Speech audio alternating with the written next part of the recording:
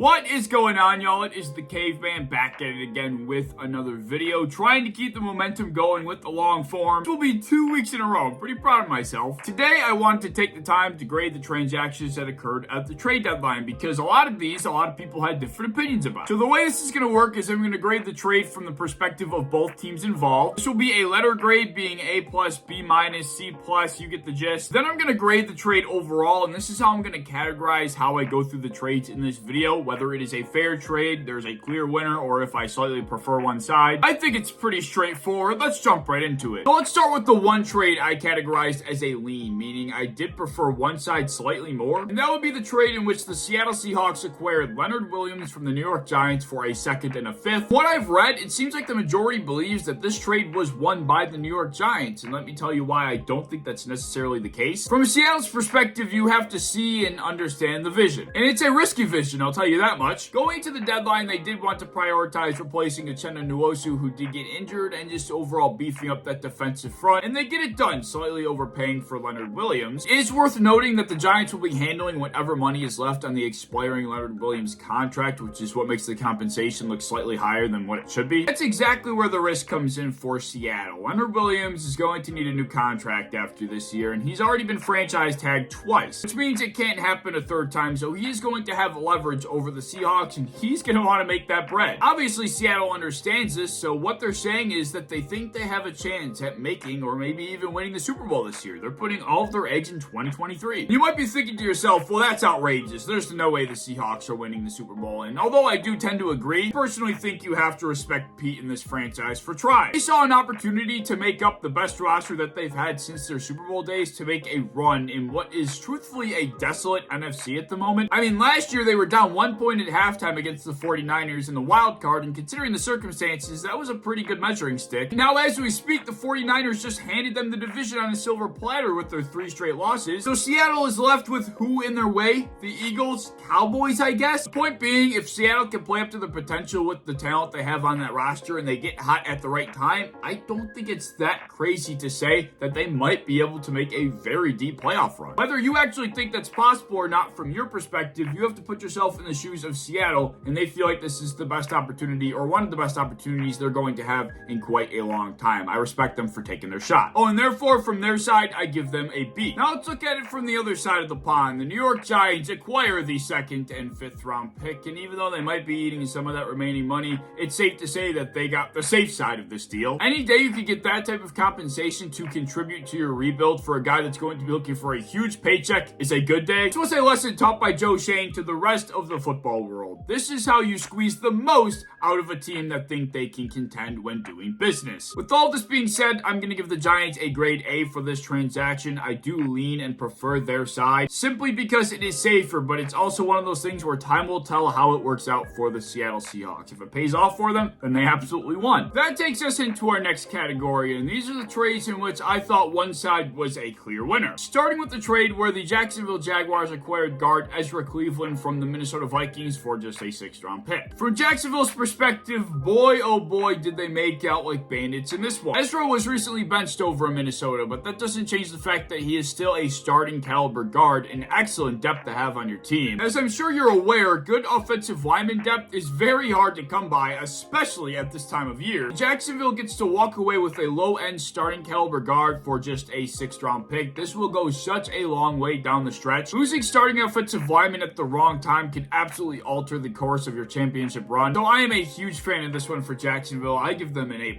From the Viking side of things, I'm sure you can put together how I feel about this one. Like I said, Ezra did get benched recently for Dalton Reisner, so I do understand why he would be available. I do understand why you'd be willing to deal Ezra. But seeing this transaction makes me think that Minnesota just fielded the first call they got for Cleveland and then accepted the first call they got for Cleveland simply because he was benched. I feel like Minnesota severely undershot how important offensive lineman depth is, especially when he's going to a team that has Super Bowl aspirations. What did I just say about Joe Schoen and the Giants? When you're doing business with a team that feels like they can make a run, you want to squeeze as much out of them as you possibly can, and I feel like that did not happen in this trade conversation on Minnesota's part. So this is a clear loss for the Vikings in my mind, but I'm not going to give them an F. I'm going to be slightly nicer, and I'm just going to give them a D. There was one other trade that I thought had a clear and obvious winner. I'm sure you can imagine what trade I'm talking about. about. I'm talking about the trade where the Washington Commanders decided to donate, literally donate,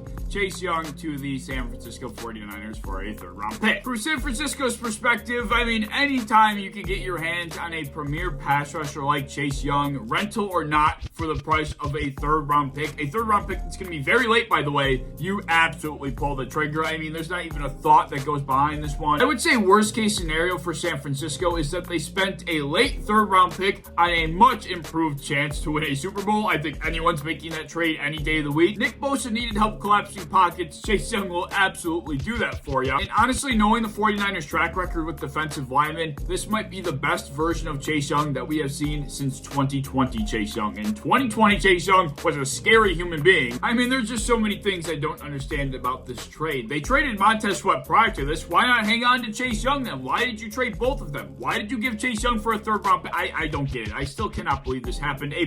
Do I even have to say anything on behalf of Washington? I mentioned it already. They already had traded Montez Sweat at the time. Why were you looking to deal both of them? That was really the puzzling part, on top of the fact that I felt like they could have gotten more for Chase. For what it's worth, I saw some people comparing like the Leonard Williams trade to this one after this trade happened, and I feel like that's just not fair because this trade will make any other trade look entirely stupid because of how cheap they got Chase Young for. You started off strong, Josh Harris, and then you did this, so you kind of stunted your progress. I give this a C-. And now to the final category. I would call these the fair trades that went down. Starting with the transaction that occurred like 1 week before the deadline, we have the Eagles trading for Kevin Byard in return for Terrell Evans, a 5th and a 6th round pick. From Philadelphia's side of things, I mean, it's as simple as Howie Roseman doing what he does best, keeping his foot on the pedal and always finding ways to improve his team as best as he can to make sure that they are still competing at the highest of levels at all times. As we know, Philadelphia is looking to compete for the Super Bowl once again. Adding a 2-time All-Pro to the secondary will certainly help your chances. And for a 5th and 6th round pick and poor Terrell Evans, who goes from a Super Bowl contender to a rebuilding team, I would say it's a pretty good move considering he is also under contract for 2024. I give this an A. For Tennessee's perspective, I like it as well. Byard was on the long list of Titans players that were aging but still had a lot of talent, yet didn't have much use to their rebuilding team. You're probably not going to get much more than a 5th or 6th round pick like they did receive. If they were to have waited any longer, they probably would have gotten nothing. And getting him off the books at the same time, there's really nothing not to like about this for Tennessee. I'm going to give this a B+. The next fair trade I have here is the Chicago Bears acquiring Montez Sweat for a 2nd round pick. Mr. Poles definitely learned his lesson from last year's trade deadline where he decided to trade pretty much the same pick in return for Chase Claypool. For anyone comparing this trade to that trade, it is so not even close to the same thing. Bears were in desperate need of a young stud edge rusher that they can build around. I don't know why the Bears were getting any flack for this trade. I think if I was pricing Montez Sweat, a 2nd round pick would probably be just about where I put him at, or maybe an early 3rd. Despite being expensive, I think this is going to be worth the price tag. I got the Bears with a B+ on this one. From the Commanders side of things, I do think it makes sense to move one of your premier edge rushers. Moving both, well, that's another story. But at the time, moving Montez Sweat for a 2nd round pick, I thought that was more than respectable. There's really not much to this one. The only reason I'm not giving it a higher grade is because what they did shortly after. And I know in theory that shouldn't have an effect on the grade for this trade specifically, but I can't help myself. I'm going to give it an A-. Next up, we got the Vikings acquiring Josh Dobbs for a 6th round pick. Obviously, as far as Minnesota goes, they just lost Kirk for the season, and that really sucked. If you have any players in fantasy football that play for the Vikings, well, you were probably freaking out. But now you get Josh Dobbs, and that was probably best case scenario. But ultimately, I do think this is going to be a net negative for the Minnesota Vikings, and let me explain why. Now, I know that Jaren Hall is going to be starting this coming week, but I'm under the assumption that Josh Dobbs will be taking over as the full-time starter relatively soon. And this is a net negative because I do think this Vikings team believes that they could perhaps sneak into a wild card spot, and Josh Dobbs is certainly good enough to get that done. But even if they did sneak into a wild card spot, what does making the postseason do for Minnesota this season? It does absolutely nothing. You can very easily see Dobbs stepping in and making this offense functional. He might do them the ultimate disservice of making them just average enough, therefore forcing them away from one of the top picks in the draft. Now, we don't know what's going to happen. Jaren Hall might very well be the full-time starter from here on out. They just traded for Josh Dobbs to be support behind him. To give this trade a B-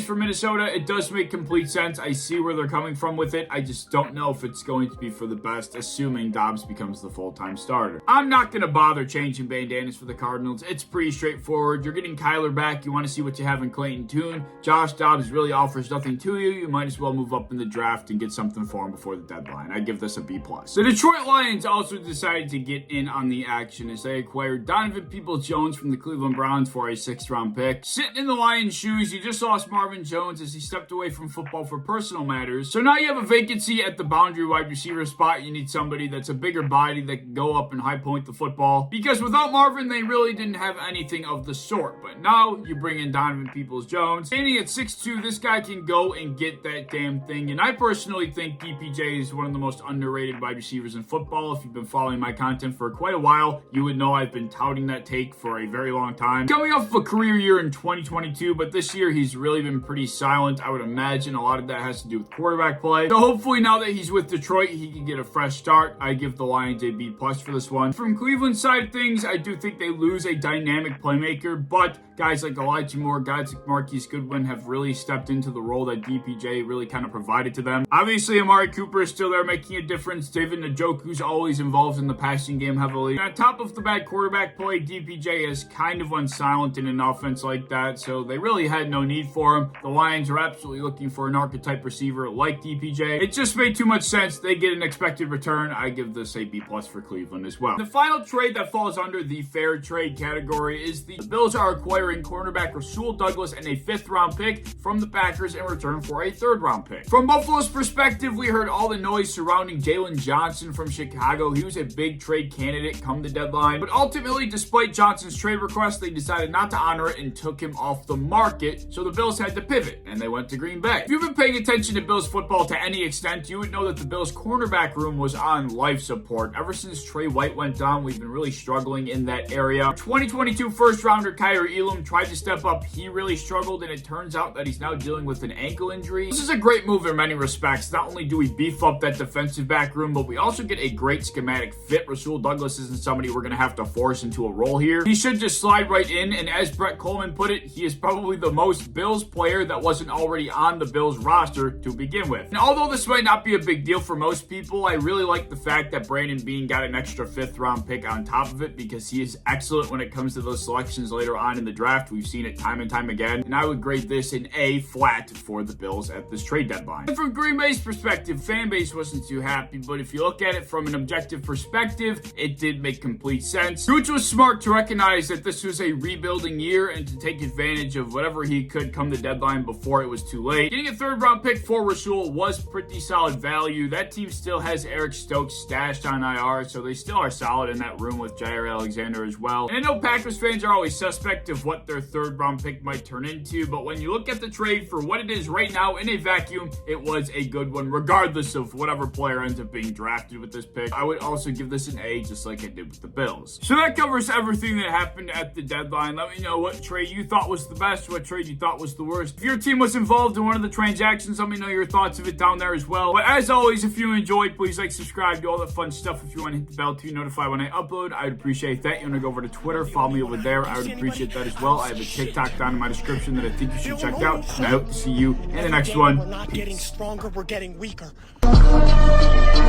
Still know me, son? Stay home.